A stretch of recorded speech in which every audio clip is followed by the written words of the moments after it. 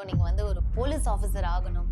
இந்த ஸ்போர்ட்ஸ் கோட்டாவில் நீ வந்து volleyball, football, kabaddi, weight lifting இந்த மாதிரி ஏதாவது ஒரு எடுத்து நீ வந்து ஸ்டேட் ஃபஸ்ட்டு, யூனிவர்சிட்டி ஃபஸ்ட்டு வந்தீங்கன்னா டெஃபினட்டாக உனக்கு சான்ஸ் கிடைக்கும். என்ன டிசிஷன் உங்களை அதை எடுக்க வச்சது? அந்த வேலையை விட்டுடலான்னு ஒரு 3 வருஷம் 4 வருஷம் வேலை பார்த்தேன். அப்புறம் வந்து அது திடீர்னு திமுக வந்து விளக்க விட்டார். திருப்பரங்குன்றம் கூட்டத்தில் பேசுகிறாரு. பேசும்போது அது டப்பிங் போகும்போது நான் டப்பிங் போகிறேன், உள்ள தண்ணி அடிச்சுட்டு இருக்காரு. ஷர்மிலியை ஊற்றி கொடுத்துருக்கு ஒரு வார்த்தை சொன்னார்.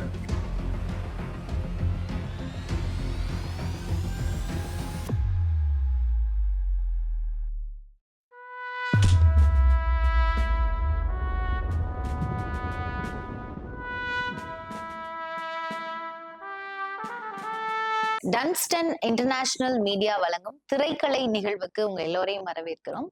இந்த நிகழ்வுக்கு நம்மளுடைய ஆக்டர், காமெடியன், பத்திரிகையாளர்னு பல பரிமாணங்கள்ல எல்லா இடத்துலயும் இருக்கக்கூடிய நம்மளுடைய மயில்வான் ரங்கநாதன் சார் வந்திருக்காங்க. அவங்கள பத்தி நம்ம இன்னைக்கு கேட்டு தெரிஞ்சுக்கலாம். வணக்கம் சார். என்னை வாழ வைத்துக் கொண்டிருக்கும் யூடியூப் சேனலுக்கு நன்றியும் வணக்கம். அப்புறம் சொல்லுங்க சார், உங்களோட லைஃப் வந்து எந்த பொசிஷன்ல இருந்து ஸ்டார்ட் ஆனிச்சு? ஏன்னா நாங்களாம் கேள்விப்பட்டோம் நீங்க வந்து ஒரு போலீஸ் ஆபீசர் ஆகணும் அப்படின்னு. 7 வருஷம் போலீஸ் இன்ஸ்பெக்டரா வேலை செஞ்சீங்க. அதுக்கப்புறம் எப்படி நீங்க வந்து அந்த நியூஸ் ரிப்போர்ட் எடிட்டரா நீங்க வந்து அதுல வந்தீங்க? அது என்ன ரீசன்னால அந்த டிரான்ஸ்ஃபர்மேஷன் நடந்தது சார்? அதாவது ஆத்துல தண்ணி ஓடிட்டே இருக்கும், பள்ளத்தை நோக்கி போயிட்டு. அந்த மாதிரி என்னுடைய வாழ்க்கையும் நான் திட்டமிட்டபடி அமையவே இல்லை. அப்பப்போ விதி வந்து சேஞ்ச் ஆகிட்டே இருந்துச்சு. முதல்ல நான் கொஞ்சம் குண்டா இருந்தேன், இப்போட குண்டா இருந்தேன். அப்போ காலேஜில் பிஎஸ்சி செகண்ட் இயர் படிச்சுக்கிட்டு இருக்கும்போது எங்கள் பிடி வாத்தியார் என்ன கேட்டார், ஃபிசிக்கல் டைரக்டரு, நீ வந்து சுமாராக தான் மார்க் வாங்கிட்டு இருக்க, தேர்ட் கிளாஸு இல்லை செகண்ட் கிளாஸு நல்லா பாஸ் பண்ண முடியும், நீ என்ன ஆகலான் இருக்க அப்படின்னு சொன்னார். அப்போ நான் சொன்னேன், ஏதாவது கவர்மெண்ட்டு வேலைக்கு போனால் தான் செட் ஆகும் சார் அப்படின்னு சொன்னேன். ஏன்னா எங்கள் பெரியப்பா குடும்பத்தில், சித்தப்பா குடும்பத்தில் எல்லாருமே கவர்மெண்ட் ஆஃபீஸர்ஸ். சரி என்ன ஆகணும்னு நினைக்கிறேன்னாரு. அப்போ அவர் தான் சொன்னார், ஸ்போர்ட்ஸ் கோட்டான்னு ஒன்று இருக்குது. அந்த ஸ்போர்ட்ஸ் கோட்டாவில் நீ வந்து volleyball, football, kabaddi, weight lifting இந்த மாதிரி ஏதாவது ஒன்று எடுத்து நீ வந்து ஸ்டேட் ஃபஸ்ட்டு, யூனிவர்சிட்டி ஃபஸ்ட்டு வந்தீங்கன்னா டெஃபினட்டாக உனக்கு சான்ஸ் கிடைக்கும் அப்படின்னு. இது கொஞ்சம் சரியாக இருக்குங்கன்னு பார்த்தேன். அப்போ அவர் தான் வெயிட் லிஃப்டிங் ப்ராக்டிஸ் பண்ணிருந்தார். அந்த ஒரு வருஷத்துலேயே செகண்ட் இயர்லேயே நான் வந்து யூனிவர்சிட்டி ஃபஸ்ட்டு வாங்கிட்டேன். அப்போ என்சிசியில் வேறு இருந்தேன். அப்போ அவர் என்ன சொன்னார், நீ வந்து போலீஸ் ட்ரைனிங்க்கு அப்ளை பண்ணு அப்படின்னு. எக்ஸாம் முடிஞ்சு பாஸ் ஆன உடனே அந்த டைம் செலெக்ஷன் ரெக்ரூட்மெண்ட் நடந்துச்சு. போனேன், பாஸ் ஆகிட்டேன் 66. அப்போ வந்து government Bhaktavatsalam government, Congress government. இப்போ இருக்கிற மாதிரி லஞ்சம் எல்லாம் கிடையாது. ஸ்ட்ரைட்டாக ஐஜி வந்து செலக்ட் பண்ணுவார். அதனால் 10 பைசா நான் லஞ்சம் கொடுக்காம சப் இன்ஸ்பெக்டராக போலீஸ் ஆனேன். முதல்ல அசிஸ்டன்ட் சப் இன்ஸ்பெக்டராக போலீஸ், அது வந்து 1 வருஷம் இருக்கணும். அதுக்கப்புறம் லாண்ட் ஆர்டரா, டிராஃபிக்கா என்னன்னு சொல்லுவாங்க. ஸோ நான் பெர்ஃபார்மன்ஸ் நல்லா இருந்ததுனால எனக்கு லாண்ட் ஆர்டர் கிடச்சிது. ஒரு 2 வருஷம் வேலை பார்த்தேன். அதுக்கப்புறம் கவர்மெண்ட்டு மாறிச்சு. அப்போது புரட்சியாளர் எம்ஜிஆர் வந்து சிறுசேமிப்பு திட்ட துணைத் தலைவராக பதவியேற்றிருந்தார் கருணாநிதி கவர்மெண்ட்டில். அப்போது அவருக்கு வந்து செக்யூரிட்டிக்கு தேவைப்பட்டுச்சு.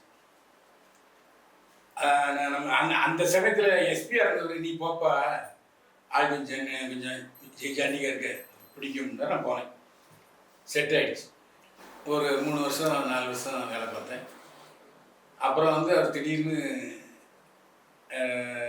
திமுக வந்து விளக்க விட்டார். திருப்பரங்குன்றம் கூட்டத்தில் பேசுகிறாரு. பேசும்போது இவர் நிச்சயமாக திமுக வந்து விலக போகிறாருன்னு தெரிஞ்சு போச்சு. சொன்ன மாதிரியே 3வது அவரை வந்து நீக்கிட்டாங்க. நான் என்ன பண்ணேன், போய் எஸ்பிட்ட போய் நான் ரிசைன் பண்ணுறேன்னு லெட்டர் கொடுத்தேன். ஏன் சார் கொடுத்தீங்க? நான் வந்து எம்ஜிஆர் ஒரு கடவுளாகவே பார்த்தேன். அப்படி ஒரு மனிதனை நான் பார்க்கவே இல்லை. அதாவது மனித நேயம், அப்படி ஒரு, அதாவது எல்லாருமே சாப்பிட வைக்கிறது, அதாவது மரியாதை கொடுக்கறது, அதுவும் நான் இப்போ வெயிட் லிஃப்டிங் நம்பர் ஒன்றுனால ரொம்ப பிடிச்சி போச்சு. அப்படிப்பட்ட சூழ்நிலையில் மறுநாள் வந்து நான் வந்து அப்போல்லாம் வந்து வாலண்டரி டைம்லாம் கிடையாது, 10 கிடையாது, அவ்வளோதான்.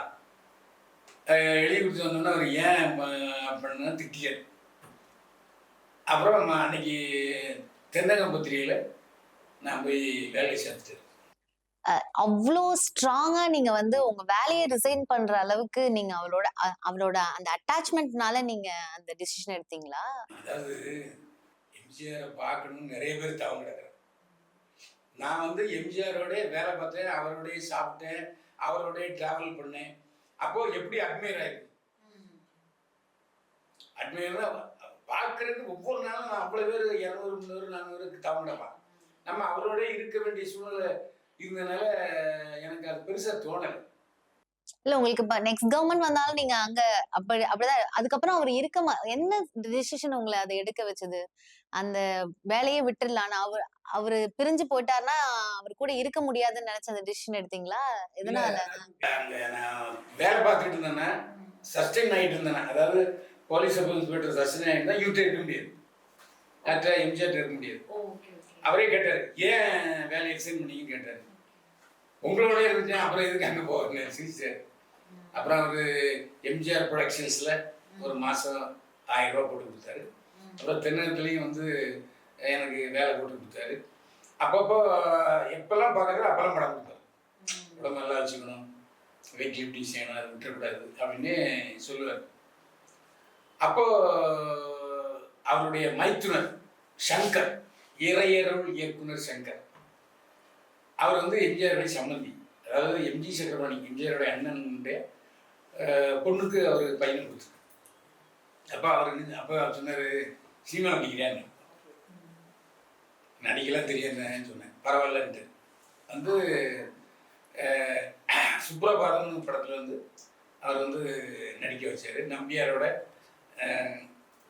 ஃபைட்டிங் சீனு, நம்ம ஃபைட்லாம் தெரியாது. அதில் என்னென்னா நம்பியார் சாமி வந்து ஒரு ஹீரோ, சுப்ரபாதம்ங்கிறது ஒரு முழுக்க ஒரு கடவுள் பற்றி திருமலை. நீங்க அவங்க உங்களுக்கு ஒரு பொசிஷன் கொடுக்கவும் நீங்க ரொம்ப விரும்பி தான் நடிக்க போனீங்க. ஆமா, சரி விதி வெளியே போவோம்னு சொல்லி நடிக்க போட்டேன். அதான் அவர் எம்ஜிஆர் சம்மந்தி, அதனால வந்து எம்ஜிஆர் ஒன்றும் சொல்ல மாட்டாரு. ஆனா எடிட்டர், நீங்க இப்போ போலீஸ்ல இருந்து எடிட்டர் ஆனீங்க, ஒரு நியூஸ் பேப்பர் எடிட்டர் மாதிரி ஆனீங்க. அந்த ஏன் அந்த எடிட்டிங்ல உங்களுக்கு இன்ட்ரெஸ்ட் இல்லையா? இல்ல, விடணும் இல்ல, அவராவே கூப்பிட்டாரு. நீ அதாவது நடிக்கவா அப்படின்னு சொல்லி ஒரு 1000 ரூபா அட்வான்ஸ் கொடுத்தாரு. அப்போ நமக்கு சினிமானா என்ன, சினிமாவில் நம்ம முன்னெல்லாம் வருமா அப்படின்லாம் இல்லை. ஆனாலும் அந்த சமயத்தில் என்ன நினைச்சா, நமக்கு தெரிஞ்ச தொழிலையும் செய்யணும், அதையும் வந்த சினிமாவும் விடக்கூடாதுன்னு சொல்லி செஞ்சேன். அது என்னன்னா, லதாவை கையை பிடிச்சிக்கிட்டு சீன், ரேப்பிங் சீன் மாதிரி. அது நமக்கு சினிமா பற்றி தான் கொஞ்சம் ரஃப் ஆகிட்டேன். அந்த மாதிரி கொஞ்சம் கையெல்லாம் கொஞ்சமாக காய் பிடிச்சிட்டு மறுநாள் நான் வந்து அந்த ரோடு வழியாக போனேன். அல்வார்கிட்ட லதா வீட்டு வழியாக போகும்போது எம்ஜிஆர் கார், சிஎம் கார் வருது. அவங்க ஒன்றும் சொல்லலை. மறுநாள் ஆஃபீஸுக்கு போனேன், உங்களை தோட்டத்துக்கு வர சொன்னாங்க. நான் தோட்டத்துக்கு பார்த்தேன், ஒன்றுமே சொல்ல. அவரும் சார் நான் சின்ன போயிட்டேன். மறுநாளும் சோலை ஆசிரியர் அவர் என்ன பாத்தியா சின்னவரன்னாரு. பார்த்தேன் அப்படின்னு. ஒன்றும் பேசலையாரு. அவரும் பேசல, நானும் பேசலன்ட்டேன்.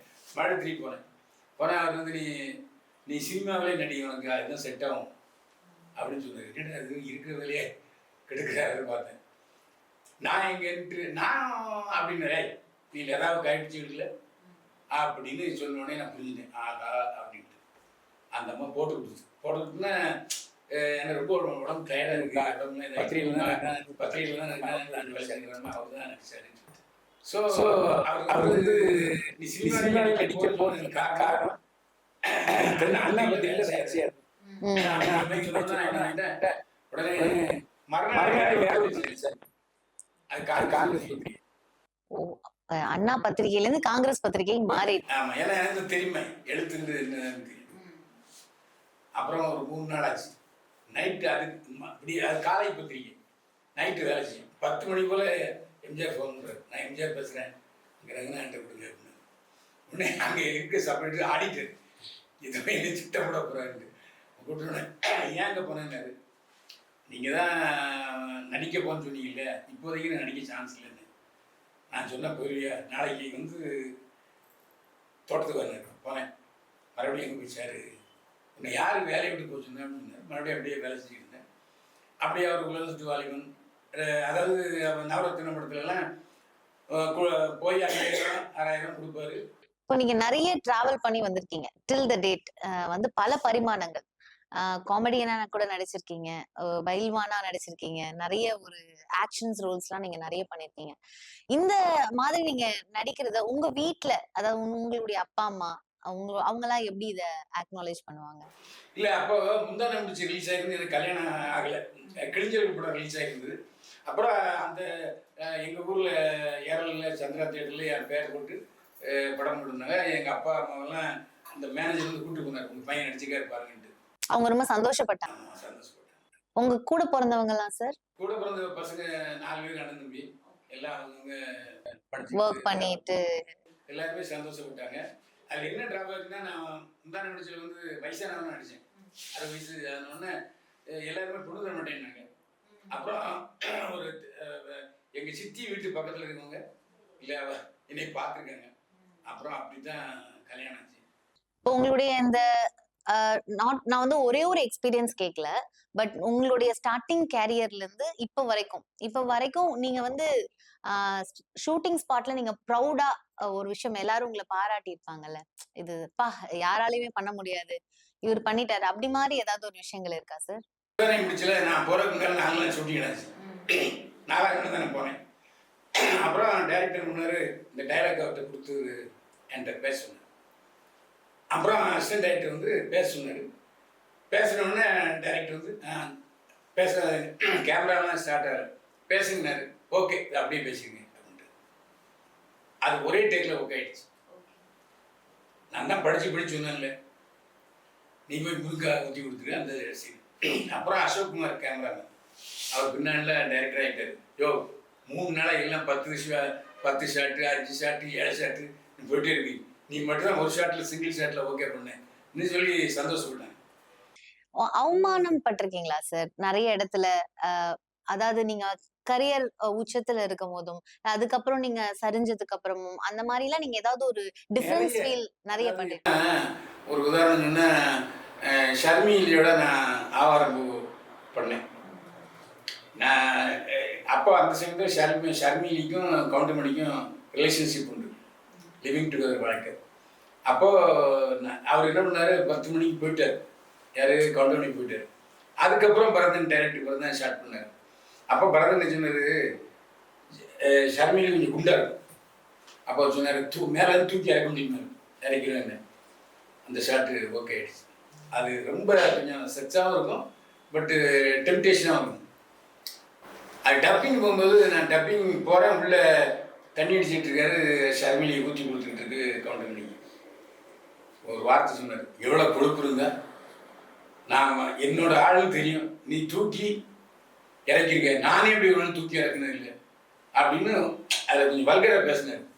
நான் ஏற்கனவே பத்திரிகை இருந்தேன், சர்ச்சையை பற்றிலாம் நான் கவலையே பட மாட்டேன். இப்போ சர்ச்சையாக பேசிக்கிட்டு இருக்கேன் யூடியூப்ல. செய்தி உண்மை, ஆனா நெகட்டிவாவும் போடலாம், பாசிட்டிவாவும் போடலாம். பாசிட்டிவா போட்டா பெரும்பாலும் பார்க்க மாட்டேன், நெகட்டிவா போட்டா நிறையவே பார்ப்பேன்.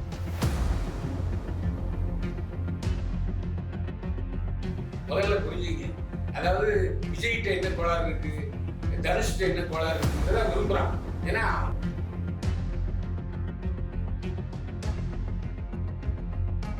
நிறைய படங்கள்ல அவர் அரசியல் பேசினார். அதுமாதிரி விஜயும் தன்னுடைய படங்கள் ரிலீஸ் ஆகலை,